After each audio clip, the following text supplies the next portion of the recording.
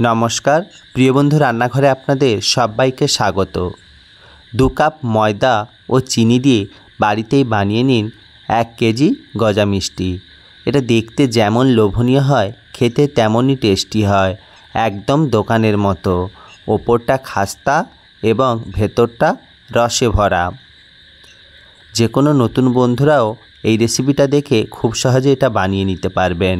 আর বানানোর পদ্ধতি খুবই সহজ। গজাগুলো একদম ভেতর থেকে হবে সফট। দেখুন কতটা সফট হয়েছে।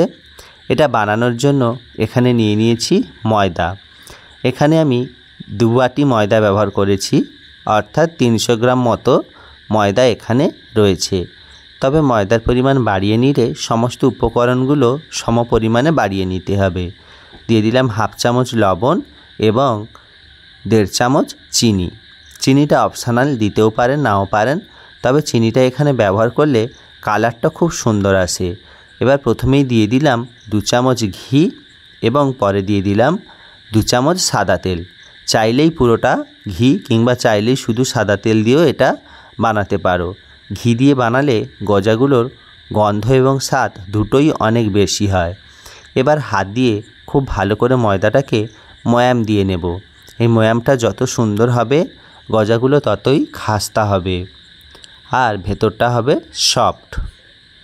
ধীরে ধীরে ময়দাগুলোকে এইভাবে তেলের সঙ্গে খুব ভালো করে মিশিয়ে নিচ্ছি এবং এইভাবে হাত দিয়ে দোলে দোলে মেখে নিচ্ছি। এটা মাখতে মাখতে যখনই ময়দাগুলো এইরকম একদম একটা ডোর মতো তৈরি করা যাবে, একটু চাপলেই তখনই বুঝবেন যে ময়ামটা হয়ে গেছে। সেই মুহূর্তে আমি দিয়ে দিলাম 1/2 চামচ বেকিং সোডা। 1/2 চামচ ঠিক নয়, তারও অনেকটাই কম, অর্থাৎ 100 গ্রাম ময়দার জন্য 1 চিমটি। এবার বেকিং সোডাটা ভালো করে মিশিয়ে নিয়েছি। এবার অল্প অল্প জল দিয়ে এটাকে একটা শক্ত ডো তৈরি করব। একদমই যতটা পারবেন শক্ত ডো তৈরি করতে হবে। নরম ডো হলে কিন্তু গজাগুলো খাস্তা হবে না। তাই একদম অল্প জল দিয়ে চেপে চেপে শক্ত একটা ডো তৈরি করে নিচ্ছি। এইভাবে ধীরে ধীরে যতটা সম্ভব জল কম ব্যবহার করে ডোটা তৈরি করতে হবে।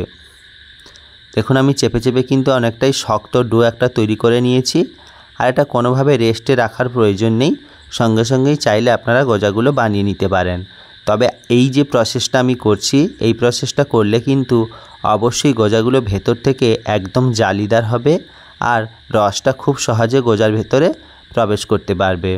এইভাবে হাত দিয়ে একটু ছিঁড়ে নিলাম, নিয়ে এবার এটাকে আবারও একটু ভালো করে একটু সমান করে নিলাম। এবার এখানে আমি গজার রসটা তৈরি করে নেব। এখানে নিয়ে নিলাম 250 গ্রাম চিনি এবং তার ডবল পরিমাণ জল। এখানে যে বাটি মেপে আমি চিনিটা নিয়েছি সেই বাটি মেপেই কিন্তু 2 বাটি জল দিয়ে দিয়েছি। এবার গ্যাসের ফ্লেমটা হাইতে করে এইভাবে চিনিটা খুব ভালো করে আমি প্রথমে একটু মিশিয়ে নিলাম আর রসটা ফুটে ওঠা পর্যন্ত অপেক্ষা করব। দেখুন ধীরে ধীরে কিন্তু চিনিটা একদম গুলে গিয়েছে আর রসটা হালকা ফুটতে শুরু করে দিয়েছে। এরকম অবস্থায় গন্ধের জন্য দিয়ে দিলাম 3টে ছোট এলাচ। এটা আমি আবারও পুরোটার সঙ্গে মিশিয়ে দিলাম। দেখুন রসটা কিন্তু খুব ভালোভাবে ফুটে উঠতে শুরু করেছে আর রসের রঙটাও কিন্তু অনেকটা চেঞ্জ হয়ে গিয়েছে। এইভাবে রসটাকে আমি ধীরে ধীরে ফুটিয়ে 1/3% করে নেব আর হাত দিয়ে একটু দেখে নেব রসের গাঢ়ত্বটা কতটা হয়েছে। এবার গ্যাসের ফ্লেমটা একটু লো করে আমি এটাকে ফুটতে দিলাম।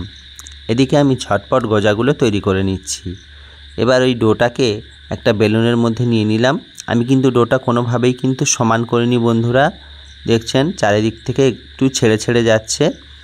এরকম অবস্থায় ভালো করে একটু পাতলা করে বেলে নিলাম, খুব বেশি সমান না হলেও চলবে। এবার ছুরি দিয়ে এটাকে আমি প্রথমে 4 ভাগ করে দিলাম। গজা যত লেয়ার বেশি হবে ততই কিন্তু সফট হবে এবং রসালো হবে।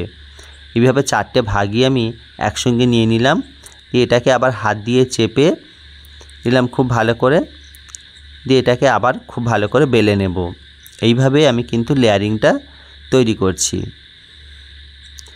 আবারও খুব সুন্দর করে বেলে নিয়েছি।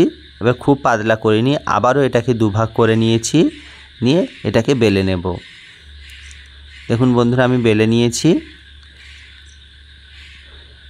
নিয়ে এবার এটার দু সাইড থেকে সুন্দরভাবে কিন্তু কেটে নেব।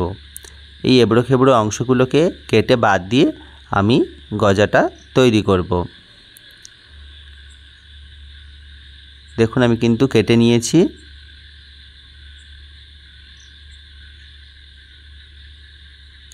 এবার একটা চারকোনা শেপ দিয়ে নিয়েছি। এবার গজার মাপ আপনারা যেমন খুশি করতে পারেন, খুব বড় আবার খুব ছোট। আমি মিডিয়ামে রেখে গজাগুলোকে সুন্দরভাবে কেটে নিচ্ছি।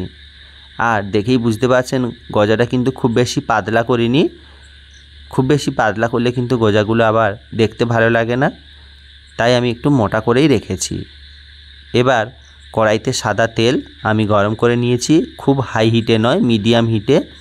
খুব হাই হিটে দিলে কিন্তু গজাগুলো ওপর থেকে লাল হয়ে যাবে, ভেতর থেকে খাস্তা হয়ে ভাজা হবে না। এবার সমস্ত গজাগুলো তেলের মধ্যে আমি দিয়ে দিলাম।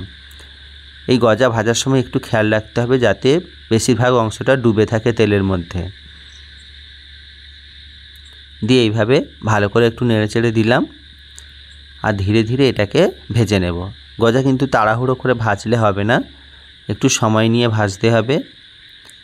দেখুন হালকা লাল হতে শুরু করেছে আর গজাগুলো কতটা ফুলে উঠেছে আর লেয়ারগুলো একদম স্পষ্টভাবে বোঝা যাচ্ছে। দেখুন বন্ধুরা, এখানে কিন্তু গজাগুলো একদমই লাল হয়ে আসছে। এই সময় গ্যাসের ফ্লেমটা আমি অনেকটাই কমিয়ে দিয়েছি। আমার কিন্তু গজাগুলো একদম প্রস্তুত হয়ে গেছে। এবার এগুলোকে কিন্তু তেল ঝারিয়ে তুলে নেব। এর থেকে বেশি কালো আপনারা করতে পারেন, যেমন গজার রং রাখতে চান সেইভাবে। সমস্ত গজাগুলো আমি তেল ঝারিয়ে তুলে নিলাম।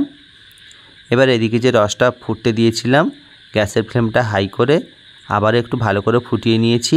আর রঙের জন্য অল্প 2 ফোঁটা আমি ফুড কালার এখানে ব্যবহার করেছি। তাতে কালারটা কত সুন্দর হয়েছে দেখুন। আমার রসটা কিন্তু একদমই প্রস্তুত হয়ে গেছে। এবার গ্যাসের ফ্লেমটা একদমই লো করে দিয়ে ভেজে রাখা গজাগুলো ওর মধ্যে আমি দিয়ে দিলাম। খুব বেশি ঠান্ডা করে দিলে মিষ্টির রসটা খুব ভালো ঢোকে না। এইভাবে সমস্ত গজাগুলো দিয়ে গ্যাসের ফ্লেমটা আমি কিন্তু অফ করে দেব। খুব বেশি ফোটাবো না, অফ করে দিয়েছি।